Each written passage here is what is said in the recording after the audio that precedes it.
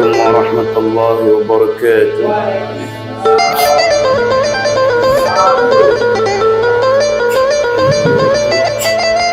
الفاتحة إلى نبي سيدنا رسول الله محمد بن عبد الله وعلي بن أبي طالب فاطمة الزهراء وسيدنا الحسن بن حسين ثم إلى أرواح سيدنا المحاجر أحمد بن عيسى الفقيه مقدم محمد بن علي بعالم الشيخ أبو بكر بن سالم ثم إلى روح مؤلف هذا الكتاب.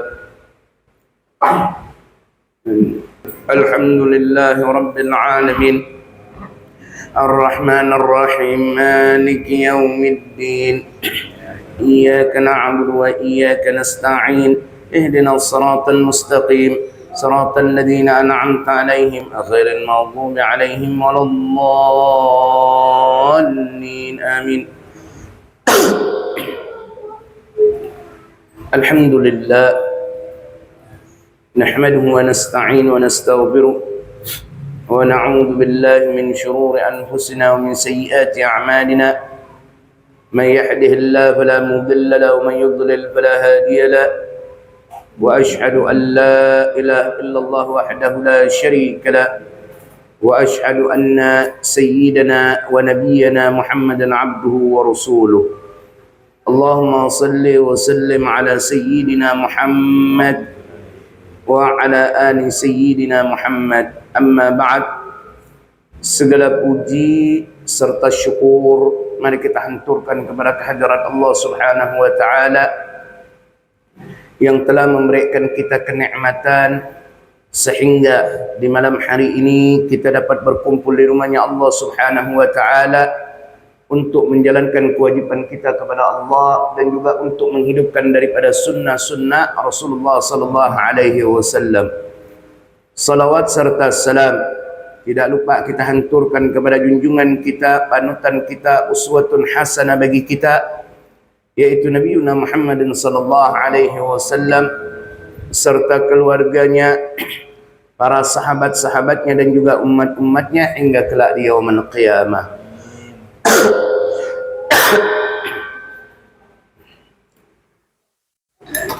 Kajian kita minggu lalu yang mana sampai kepada rukun iman yang kelima, yaitu beriman kepada hari akhir, yaitu wal yaumil akhir. Sebagaimana kita bahas minggu lalu, orang yang mana beriman kepada hari akhir yaitu hari kiamat, dia percaya akan adanya kematian, percaya akan azab kubur, percaya akan hisab nanti kelak yaumul qiyamah, dan percaya akan adanya surga dan neraka. Nah, kalau dia percaya akan itu, meyakini itu, berarti dia beriman kepada hari akhir. Dan sebagai tanda daripada orang yang beriman juga kepada hari akhir, sebagaimana sabda Nabi sallallahu alaihi wasallam, "Man kana yu'minu billahi wal yawmil akhir falyukrim jarahu." Barang siapa yang beriman kepada Allah dan hari akhir, hendaklah dia memuliakan, menghormati daripada tetangganya. Sebagaimana minggu lalu juga kita bahas. Nah, jadi muliakan daripada tetangga kita. Jangan sampai kita tidak peduli dengan tetangga kita, hormati daripada tetangga kita, berikan daripada haknya. Jangan sampai kita tidak memberikan daripada hak daripada tetangga kita. Minimal ketika kita bertemu dengan tetangga kita, kita senyum. Karena senyum itu simple, tapi memiliki efek yang luar biasa. Kita aja, ketika orang yang mana tidak kita kenal, ketemu di masjid ini aja, ketika dia senyum sama kita, udah tumbuh kesenangan kepada orang itu. Sudah tumbuh udah itu, padahal belum kita kenal. Apalagi orang yang kita kenal, kita senyum kepadanya, otomatis akan tumbuh daripada kecintaan, saling peduli, ikatan yang kuat antara satu tetangga dengan tetangga yang lainnya. Jangan pula senyum dengan bini orang. Nah, ini panjang cerita. Dengan bini orang senyum dia. Bu, bini orang jangan. Dengan tetangga. Minimal senyum kita ketika bertemu. Dan jangan sampai kita memiliki hubungan yang buruk dengan tetangga kita. Jangan, na'udzubillah min dzalik. Kalau sampai kita dengan tetangga kita memiliki hubungan yang sangat buruk. Kenapa? Haram bagi kita untuk masuk ke dalam surga. Bayangkan di zaman Nabi yang saya sampaikan minggu lalu. Di zaman Nabi, bayangkan seorang wanita yang mana solat malam sepanjang malam, qiyamul lail tidak lepas, puasa setiap harinya. Kalau udah siang puasa dia. Tetapi yang mana tetangganya tidak selamat daripada lisannya, buruk hubungannya dengan tetangganya. Apa yang dikatakan oleh Nabi? Dia finnar. Itu wanita neraka tempatnya. Lalu Nabi katakan lagi, seorang wanita yang mana cuman mengerjakan solat 5 waktu aja, sunnah tidak, solat fardu aja. Kalau yang sebelumnya qiyamul lailnya tidak lepas setiap hari. Kalau udah qiyamul lail tidak lepas, apalagi yang wajib. Ini cuman mengerjakan daripada solat 5 waktu saja, tidak lebih. Lalu cuman puasanya puasa Ramadan, tidak dia berpuasa Senin Kemis, tidak dia berpuasa misalkan hari Ashura 9, 10 Muharram, tidak puasa hari Arafah, tidak puasa, cuman puasa Ramadan aja yang dia kerjakan. Kalau dia baik hubungannya dengan tetangganya, menghormati daripada tetangganya, memuliakan daripada tetangganya, kata Nabi, walaupun dia hanya bersedekah yang mana seujung kuku daripada keju, cuman sedikit gitu aja sedekahnya, tetapi hubungannya baik dengan tetangganya, maka kata Nabi, dia fil jannah, maka wanita itu akan masuk ke dalam surga. Nah, betapa pentingnya kita memiliki hubungan yang baik dengan tetangga. Bapak-bapak, ibu-ibu yang mana memiliki hubungan yang tidak baik dengan tetangga, perbaiki mulai besok. Tidak ada gunanya, Pak. Benar. Yang ada apa? Kita memegang ego kita aja, mempertahankan ego kita. Tapi ingat, di dunia tidak bakal Allah senangkan kita. Apalagi nanti di akhirat, sebagaimana hadis Nabi tadi, yang mana neraka tempat kita. Na'udzubillah min dzalik. Mau kita dimasukkan oleh Allah ke dalam api neraka? Tidak ada yang mau. Kalau tidak mau, jangan sampai kita memiliki hubungan yang buruk dengan tetangga kita. Buang ego jauh-jauh. Jangan pertahankan ego yang tidak baik ini. Perbaiki hubungan kita dengan tetangga kita. Kalau selama ini hubungan kita dengan tetangga kita tidak baik, buruk hubungannya, perbaiki agar kita selamat di dunia dan juga di akhirat. Dan jangan suka mempermasalahkan hal-hal kecil menjadi besar. Jangan. Cuman gara-gara parkir, cuman gara-gara anak. Yang kecil-kecil kadang suka kita besar-besarkan. Akhirat itu apa? Buruk daripada hubungan kita. Akhirnya kita bermusuhan dengan tetangga kita. Na'udzubillah min dzalik.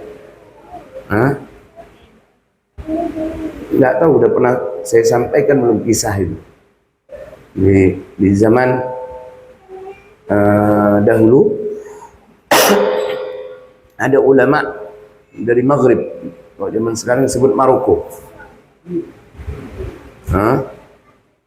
Itu bermimpi akan Rasulullah sallallahu alaihi wasallam 3 kali berturut-turut. Mimpinya 3 kali berturut-turut. Dan setiap mimpinya Rasulullah mengatakan apa? Bahwa fulan bin fulan yang mana dia pasti masuk ke dalam surga. Itu 3 kali berturut-turut seperti itu. Maka ulama dari Maghrib ini, dari Maroko ini, ingin mencari tahu ini orang apa amalannya. Di dalam mimpi itu Nabi mengasih tahu kan, memberitahukan bahwa fulan bin fulan yang mana dia berada di Mekah, yang mana dia pasti masuk ke dalam surga. Maka dia pergi ke Mekah, dia tanya orang-orang, siapa yang nama fulan bin fulan, sampai dia ketemu dengan tu orang. Ketika berhadapan face to face, maka ulama dari Maghrib ini menceritakan daripada mimpinya kepada orang tersebut. Tidaklah ini mimpi dusta, karena syaitan tidak bisa menyerupai daripada Rasulullah sallallahu alaihi wasallam. Apa amalan yang kau lakukan? Orang ini langsung ketawa. Kau ini yang benar sikit, sadar diri dia. aku masuk surga, aku ni sampai lupa kapan terakhir aku sujud kepada Allah. Lalu kau bilang aku akan masuk surga, mengamput ya aku ni. Ya betul tak kalau kita ada orang datang, ana mimpikan ente masuk surga. Lihat loh, kalau ujung-ujungnya duit, jangan percaya tu. Apalagi sampai Rasulullah nyuruh ana datang ke sini ni. Ini banyak orang-orang model begini nih. Demi kepentingan apa dunia? Kalau ini enggak. Ini disampaikan begitu orang enggak percaya. Tapi ketika diyakinkan, lalu bertanya daripada ulama maghrib itu, apa amalan yang kau lakukan? Diingat sama dia.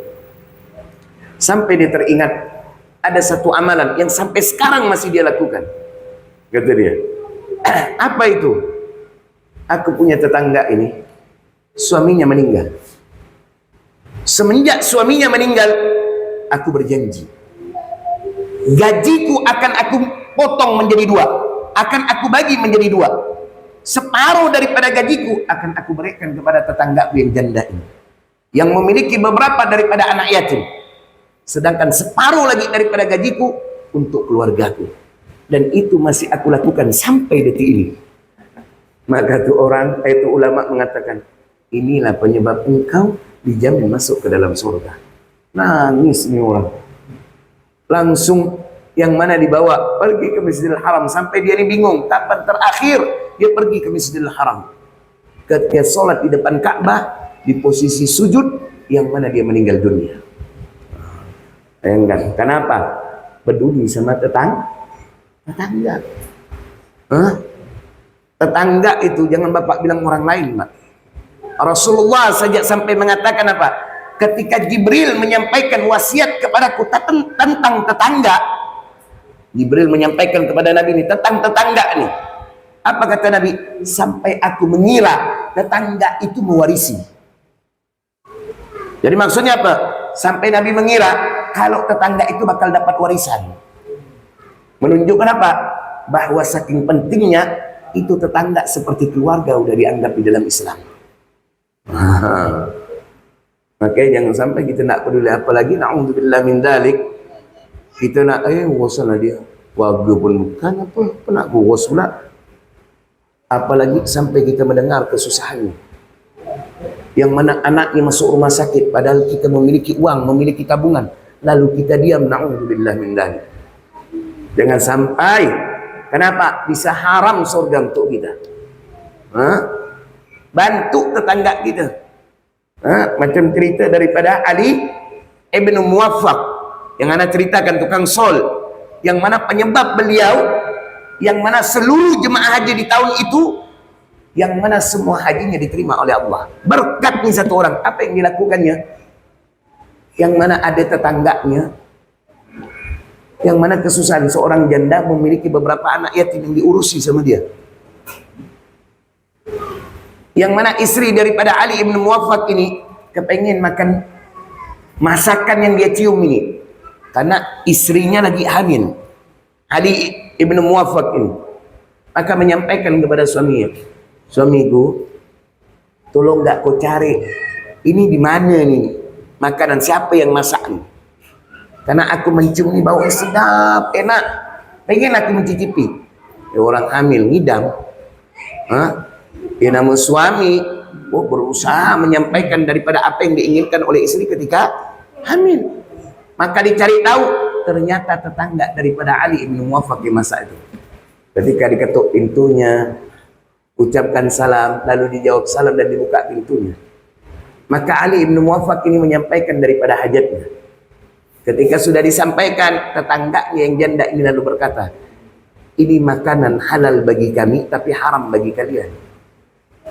Kaget ini kan Ali bin Muwaffaq, tetangganya ini bukan orang kafir, muslim, kok bisa halal bagi dia, haram bagi dirinya dan keluarganya. Maka ditanya sama Ali bin Muwaffaq, kok bisa begitu? Maka tetangganya yang janda ini pun berkata, hari ini kami tidak memiliki makanan. Aku sudah berusaha mencari makanan untuk anak-anakku yang kelaparan ini, tapi aku tidak menemukan makanan sama sekali kecuali bangkai yang aku lihat di jalan, yaitu bangkai keledai lalu aku ambil sebagian daripada daging bangkai keledai itu, lalu aku masak di rumah ini. Kami memakan bangkai ketika kami tidak mendapatkan makanan, ini halal bagi kami. Tapi bagi engkau dan keluargamu kalau makan haram, karena masih ada makan yang lain yang kalian bisa makan. Mendengar itu sedih Ali bin Muwaffaq, tersandar dia langsung mendengar itu. Tetangganya dalam keadaan susah seperti itu. Apa yang dilakukan oleh Ali bin Muwaffaq? Dia ambil tabungan hajinya yang udah dia tabung puluhan tahun, diambil nih. Lalu sampai ke rumah tetangganya diberikan semua tabungan haji itu. Diberikan semuanya. Ini uang, ini untuk keperluan kalian, untuk kebutuhan kalian, gunakanlah sebaik-baiknya untuk kalian. Bayangkan uang tabungan haji, seharusnya tahun itu dia berangkat, tapi dia tidak berangkat haji. Dia berikan tabungan hajinya itu untuk tetangga yang kesusahan. Apa yang didapatkan Ali bin Muwaffaq? Pahala haji kecil, tak seberapa. Yang didapatkan Ali bin Muwaffaq lebih daripada itu. Tahu, seluruh jemaah haji yang ketika itu ratusan ribu orang, di zaman dahulu belum sampai jutaan, ratusan ribu orang, sebab perbuatan yang dilakukan Ali bin Muwaffaq, seluruh jemaah haji itu ibadah haji diterima oleh Allah. Bayangkan, seluruh jemaah hajinya, jemaah haji itu diterima oleh Allah, hajinya menjadi mabrur sebab Ali bin Muwaffaq. Kalau bukan karena Ali bin Muwaffaq, di tahun itu tidak ada satupun jemaah haji yang diterima oleh Allah.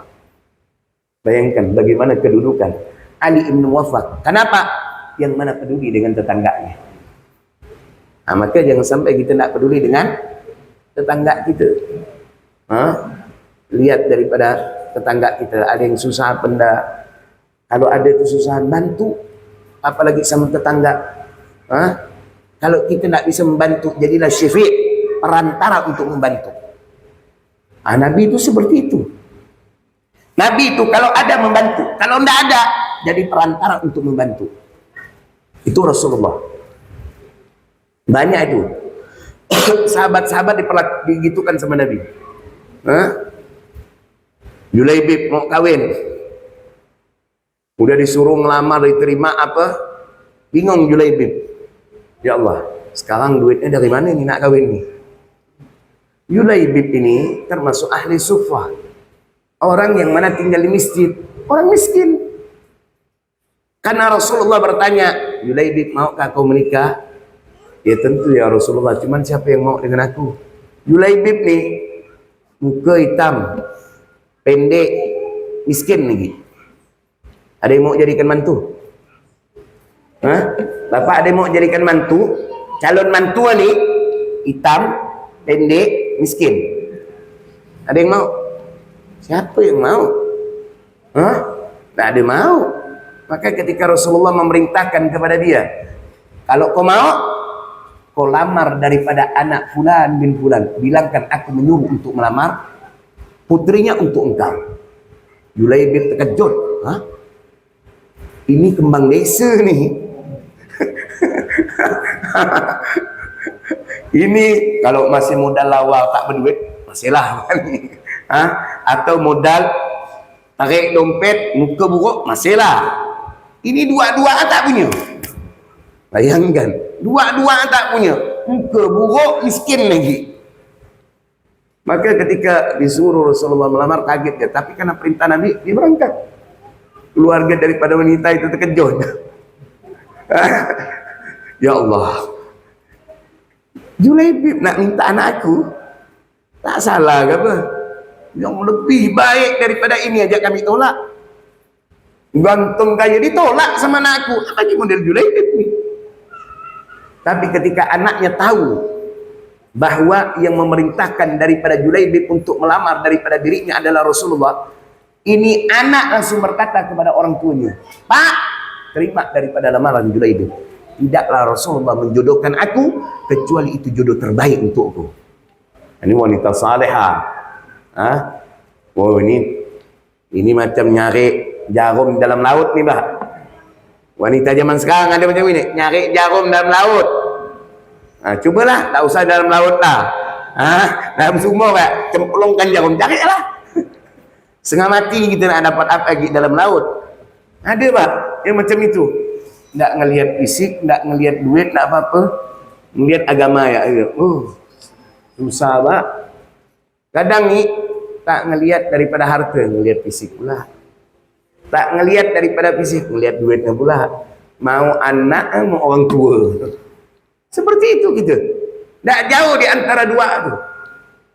Di zaman sekarang, ini istrinya, anaknya salihah. Akhirnya tu terima Julaibib ni lamarannya. Tapi habis tu bingung, pening pala Julaibib. Sekarang duitnya dari mana nak kahwin ni? Nama kahwin harus ada walimatul urus. Potong kambing paling dadak. Kalau macam kita ni zaman sekarang berat. Udahlah akad nikah, resepsi lagi. Kalau zaman dulu cukup walimatul urus, akad nikah aja, makan apa dah selesai. Kok zaman sekarang Allah, maka banyak yang bujang, maka banyak yang jomblo, masih istilah kata orang tu gadis perawan tua. Bayangkan nak kahwin kok zaman sekarang budu-budu balanya 30 juta. Itu orang biasa pak. 30 juta tak lari. Gaji UMR. Gaji UMR. Ngekos lagi. Orang ulu misalnya. Ngekos ini. Kos 500.000 sebulan. Belum cukup untuk makan. Nak berapa lama dia nabung? Gaji kita 2,5 juta. UMR 2,5 juta kan? Kurang lebih kan? Di Pontianak ni kan 2,5 juta. Bayar kosan 500.000. Untuk makan, minum hemat-hemat lah dia 30.000. Kecuali dia nak cari penyakit, nak makan Indomie tiap hari. Itu sebulan bengek kau. Sesak langsung. Tiap hari Indomie dimakan. Itu penyakit itu, nama makan tiap hari. Sesekali boleh. Itu 30.000. Belum bensin, belum pulsa. Ya, okeylah kita nak usah dia nak berokok. Misalnya untuk makan bensin 1 juta. 1,5 juta dah. Belum pulsa. Paling sisa-sisa dia nabung 700. Nak berapa lama nabung tu? Akhirnya tu mundur baik-baik. Cari orang kampung ya lah gitu dia. Ini zaman sekarang. Kok zaman dahulu ya tak repot. Cukup adakan walimatul urus, beli kambing seko, panggil orang agar orang tahu kalau dia ni sudah menikah, sehingga tidak menimbulkan fitnah. Udah makan gitu selesai. Cuman Julaibib ni bingung, duit dari mana ni? Sampai kepada Nabi dia. Ya Rasulullah. Ditanya Rasulullah bagaimana? Udah sih, terima dah. Cuman sekarang mana duit ini nak kahwin ni? Lalu Rasulullah berkata, kau datang kepada fulan bin fulan, bilang aku yang nyuruh. Ya. Rasulullah jadi syafi', perantara untuk membantu daripada seseorang. Itu sering dilakukan oleh Nabi. Ketika Nabi tidak memiliki sesuatu untuk membantu orang. Kalau Rasulullah bisa, Rasulullah yang membantu. Langsung diberikan sama Rasulullah. Macam Jabir bin Abdullah. Ketika kesusahan, Rasulullah itu kalau mau cari tahu kesusahan sahabatnya, dikoreknya. Bukan nunggu datang kabar, sahabat fulan bin fulan susah. Tidak. Rasulullah cari, dikorek daripada kesusahan sahabatnya. Susah apa enggak? Kalau susah, cepat Nabi bantu. Jabir ni ketika habis dari perang, ini jalannya bareng sama Nabi sampai ke Madinah. Rasulullah bertanya, apa kabar kau Jabir? Sehat? Sehat ya Rasulullah. Kau udah kawin Jabir? Udah ya Rasulullah. Dengan gadis apa dengan janda? Janda ya Rasulullah. Kenapa dengan janda enggak dengan gadis? Maka Jabir pun memberikan alasan. Ayahku meninggal ya Rasulullah, sedangkan aku memiliki daripada adik-adik yang masih kecil-kecil, dan aku ini sebagai tulang punggung. Kalau aku menikahi gadis, repot. Dan bagaimana dia mengurusi daripada adik-adikku? Makanya aku lebih memilih menikahi daripada janda. Lebih pengalaman dalam mengurus dari model macam gini. Maka Rasulullah berkata, betul apa yang kau lakukan. Betul pilihannya memilih janda. Lalu Rasulullah berkata lagi, nanti kau balik, bini kau nyiapkan segala sesuatu, bantal disiapkan. Apa kata Jabir? Ya Rasulullah, rumahku tak ada bantal. Enggak, bantal pun tak punya Sayyidina Jabir. Bantal tak punya. Kata Nabi, nanti kau bakal punya. Nabi pun bilang, udah tahu dah Nabi kesusahannya. Oh, berarti ini susah. Sahabat satu. Rasulullah pun berkata, ya Jabir, aku ingin membeli daripada untamu. Kata Jabir, tak usah ya Rasulullah. Kalau engkau mau, unta ini aku hadiahkan kepada engkau. Kata Rasulullah, tidak. Aku ingin membelinya. Maka terjadi nego. Awar menawar sampai jatuh ke harga 400 dirham. Oke, deal. Begitu sampai di Madinah, Jabir langsung membawa untanya di depan masjid. Karena rumah Nabi itu di sebelah masjid. Pemisah antara masjid dengan rumah Nabi itu hanya tirai aja. Unta itu langsung diikat di depan masjid. Karena sudah milik Nabi. Udah dibeli sama Rasulullah. Jabir pulang. Lalu Rasulullah keluar dari rumah, memanggil daripada Sayyidina Bilal bin Rabah. Ya Bilal, tolong kau antarkan uang 400 dirham ini kepada Jabir. Dan kau bawa unta ini, bilangkan kepada Jabir, unta ini hadiah dariku untuknya. Lihat Rasulullah. Kalau ada, Rasulullah yang bantu. Itu cara Rasulullah membantu sahabatnya. Misalnya kata beli barang itu, habis itu dihadiahkan lagi. Yang sahabat itu dapat uang untuk memenuhi kebutuhannya. Rasulullah kalau ada, beliau yang bantu. Tapi kalau tidak ada, beliau menjadi syafi' perantara untuk membantu daripada orang lain. Kita pun seharusnya seperti itu dengan tetangga kita. Kalau misalnya tetangga kita nih kesusahan, kita nak bisa bantu. Misalkan bantu cuma sedikit aja bisa kita memang. Bukan karena tak ada ya, bukan karena ada ya. Banyak di antara kita tabungannya ada 30 juta. Yang mana tetangganya ni misalkan butuh uang 5 juta. Lalu dia ngasih, aku cuma bisa bantu atau 50 ribu ya ni. Ini bakhil nama. Yang model gini. Ya Allah, 30 juta, kau ambil 5 juta, masih sisa 25 juta. Bikin miskin kau ke? Nah, malah harta kau tu menjadi berkah. Yang mana yang kau keluarkan, ditambah oleh Allah. Bahkan, yang seharusnya kau sakit macam-macam, diangkat tu penyakit. Diberikan kesehatan sama Allah, gara-gara sedekah yang kau keluarkan. Kasih 5 juta, kecuali memang dia cuma ada 1 juta, bagi 2 lah.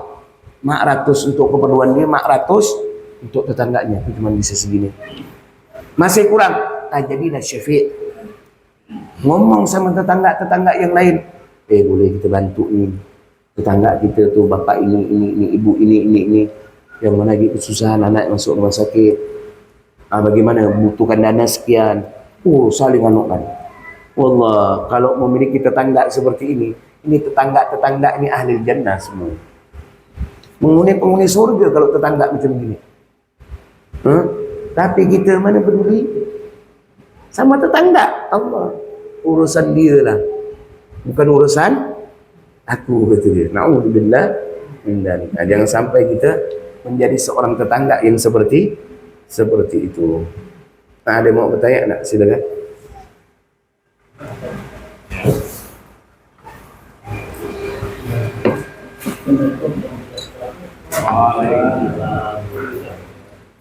Nanti ada 4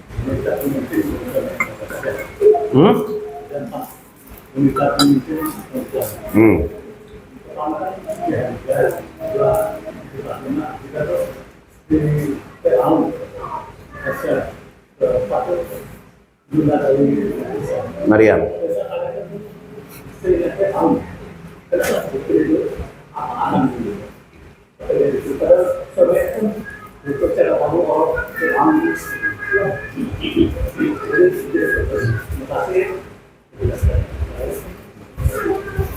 Istri daripada Fir'aun itu, di antara amalan-amalan dia, patuh kepada suami.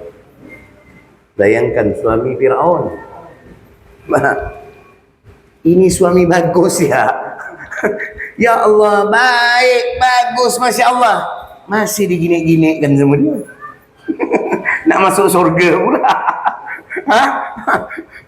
Ini suaminya bukan lagi iblis, Pak.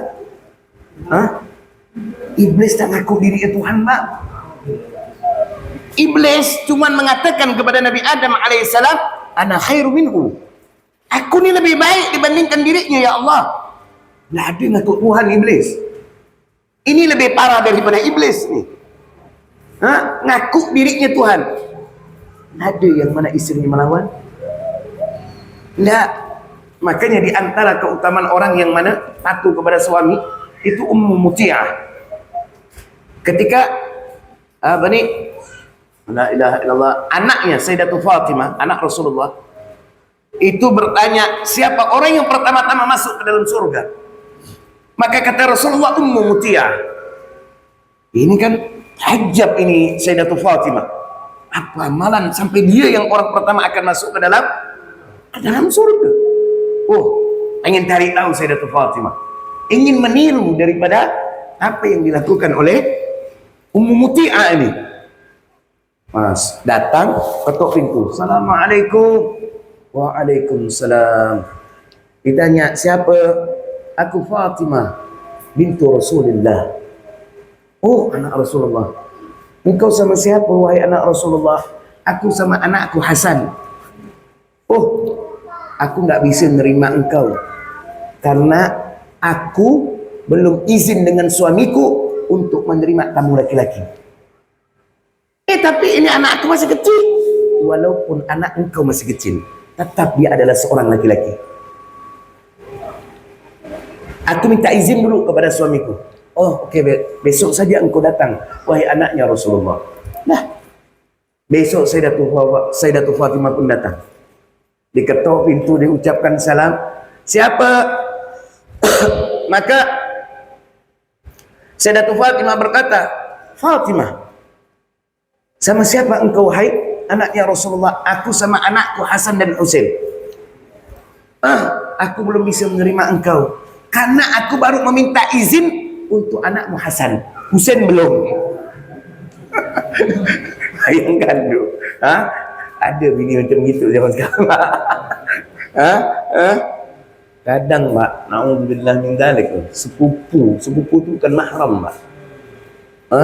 Kadang nih istri kita bergonceng dengan sepupu dia, bukan mahram, Mbak, tapi lumrah bagi kita. Itu kenapa? Bahayanya nih ya, sesuatu dosa kalau dianggap biasa, kalau sering dilakukan, itu dianggap biasa. Seperti ini nih. Sekarang, Bapak kira-kira marah enggak kalau sepupu kita nih naik motornya sama sepupu dia, laki-laki? Ada bakal marah, Bapak mengamput marah. Padahal itu bukan mahramnya, Pak. Bapak bakal marah. Keluarga daripada istri yang laki-laki yang bukan mahramnya bertamu ke rumah Bapak, Bapak tak ada. Ada bakal marah. Kenapa? Ini perbuatan tak baik dibiasakan. Sehingga terbiasa. Biasa dia dianggap. Padahal ini tak baik, Pak. Lihat Ummu Muti'ah. Oh, baiklah. Besok datang lagi daripada Sayyidatul Fatimah. Datang, ditanya, dah sesuai dengan apa yang diinginkan oleh Ummu Muti'ah dan sesuai dengan apa yang dipinta izin kepada suaminya. Yang mana Sayyidatul Fatimah datang dengan anaknya Hasan dan Husain, dan dua-duanya sudah dipintakan izin kepada suami Ummu Muti'ah. Masuk, ya, tidak lama suami datang. Suaminya datang nih, Pak. Langsung dia bergerak. Nyiapkan makanan apa. Lalu di dekat makanan itu diletakkan cambuk. Layani apa? Sampai selesai, Sayyidatul Fatimah ini lalu bertanya kepada Ummu Muti'ah, apa maksud engkau meletakkan cambuk di dekat daripada suamimu? Jadi kalau masakan aku tak nyaman, tak disukai, tidak disenangi oleh suamiku, aku persilakan suamiku untuk mencambuk. Kita cubalah. Kau bilanglah, apa banyak gaya maksudnya letok bini ni. Masak seorang ya.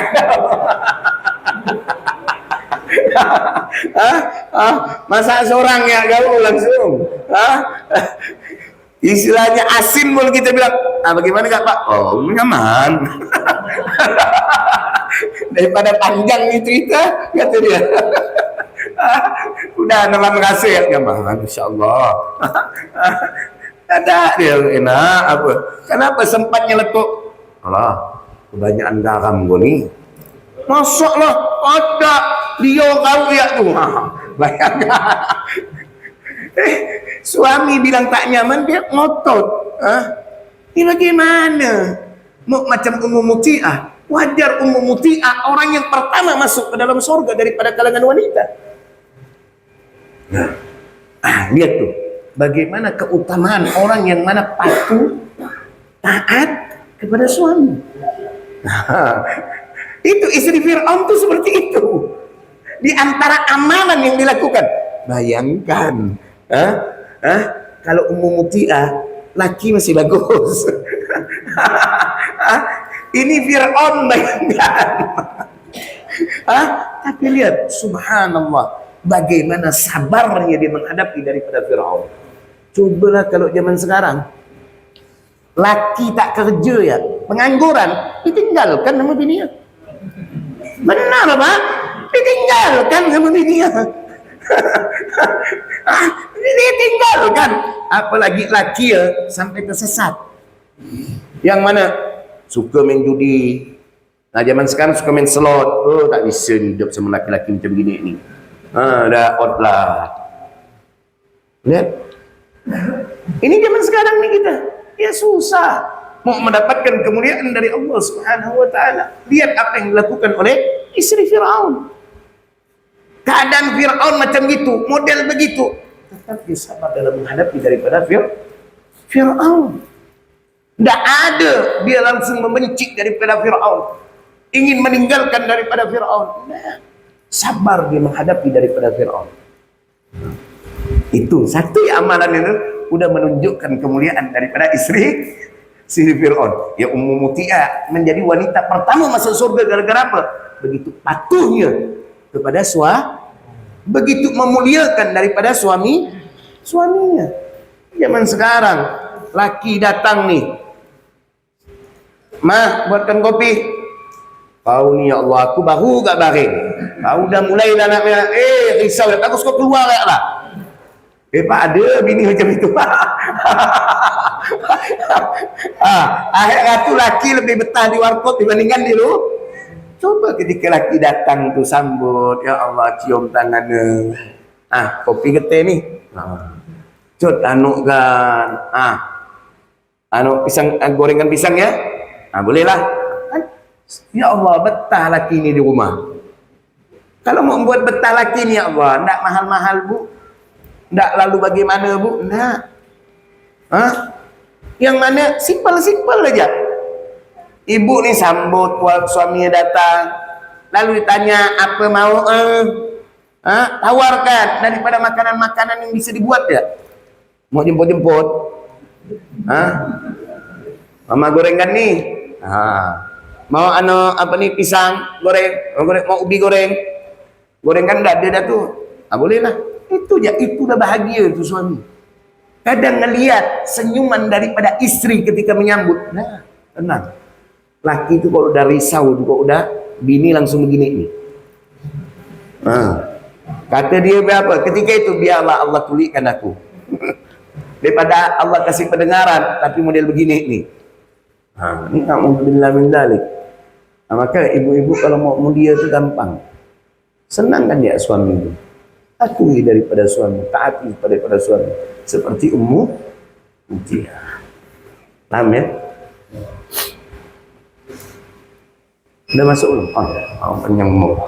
Ya, banyak baru masuk. Udah berbunyi dah dia. Semoga apa yang kita kaji di Malam hari ini kita mendapatkan ilmu yang barakah, ilmu yang bermanfaat, ilmu yang bisa menambah ketaatan kita kepada Allah, ilmu yang bisa menambah kesempurnaan amal ibadah kita, ilmu yang bisa menambah rasa takut dan juga cinta kita kepada Allah dan juga kepada Rasulullah sallallahu alaihi wasallam. Dan semoga perkumpulan kita di malam hari ini menjadi wasilah bagi kita, perantara bagi kita untuk mendapatkan syafaatnya Rasulullah sallallahu alaihi wasallam kelak yaumul qiyamah. Dan semoga kita semua selalu diberikan kesehatan oleh Allah, diberikan umur yang panjang dalam ketaatan kepada Allah Subhanahu wa taala, dan semoga segala urusan dunia dan akhirat kita dimudahkan oleh Allah, dan semoga rezeki kita dilancarkan oleh Allah dengan rezeki yang halal dan juga barakah, dan semoga anak-anak kita dijadikan anak-anak yang saleh dan juga salihah, dan semoga segala bentuk amal ibadah kita diterima oleh Allah, dan semoga dosa-dosa kita diampunkan oleh Allah, dan semoga kita semua diwafatkan oleh Allah Subhanahu wa taala dalam keadaan husnul khatimah. Kalimat terakhir yang kita ucapkan ketika kita meninggalkan dunia adalah la ilaha illallah Muhammadar Rasulullah sallallahu alaihi wasallam. Subhanakallahumma wa bihamdika wa asyhadu an la ilaha illa anta wa astaghfiruka wa atubu ilaik.